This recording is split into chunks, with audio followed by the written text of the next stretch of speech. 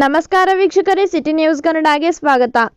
ಸಾರಿಗೆ ಸಂಸ್ಥೆಯ ಬಸ್ ಚಾಲಕನೊಬ್ಬ ಮಳೆ ಬರುವ ವೇಳೆ ಬಸ್ ಸೋರುತ್ತಿದೆ ಎಂದು ಒಂದು ಕೈಯಲ್ಲಿ ಛತ್ರಿ ಹಿಡಿದುಕೊಂಡು ಬಸ್ ಚಾಲನೆ ಮಾಡಿದ ವಿಡಿಯೋ ವೈರಲ್ ಆಗಿದೆ. ಈ ನಿಟ್ಟಿನಲ್ಲಿ ಶಿಸ್ತು ಕ್ರಮವನ್ನು ಜರುಗಿಸುವ ನಿಟ್ಟಿನಲ್ಲಿ ಸಾರಿಗೆ ಸಂಸ್ಥೆಯ ವ್ಯವಸ್ಥಾಪಕ ನಿರ್ದೇಶಕಿ ಪ್ರಿಯಾಂಕಾ ಸಿಬ್ಬಂದಿಗಳನ್ನು ಅಮಾನತು ಮಾಡಿ ಆದೇಶ ಹೊರಡಿಸಿದ್ದಾರೆ.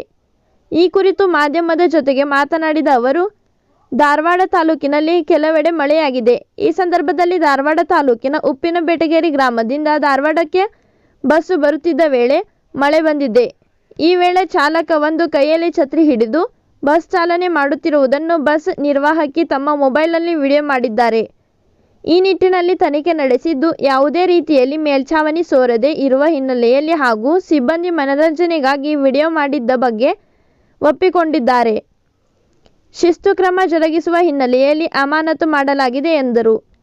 ಇನ್ನು ಸಾರಿಗೆ ಸಂಸ್ಥೆಯ ತಾಂತ್ರಿಕ ಸಿಬ್ಬಂದಿ ನೇತೃತ್ವದಲ್ಲಿ ತನಿಖೆ ನಡೆಸಿದ್ದು, ಯಾವುದೇ ರೀತಿಯಲ್ಲಿ ಬಸ್ಸಿನ ಮೇಲ್ಛಾವಣಿಯಲ್ಲಿ ಸೋರಿಕೆ ಕಂಡು ಬಂದಿಲ್ಲ. ಮನರಂಜನೆಗಾಗಿ ವಿಡಿಯೋ ಮಾಡಿರುವ ನಿಟ್ಟಿನಲ್ಲಿ ಸಸ್ಪೆಂಡ್ ಮಾಡಲಾಗಿದೆ ಎಂದು ಮಾಹಿತಿ ನೀಡಿದರು.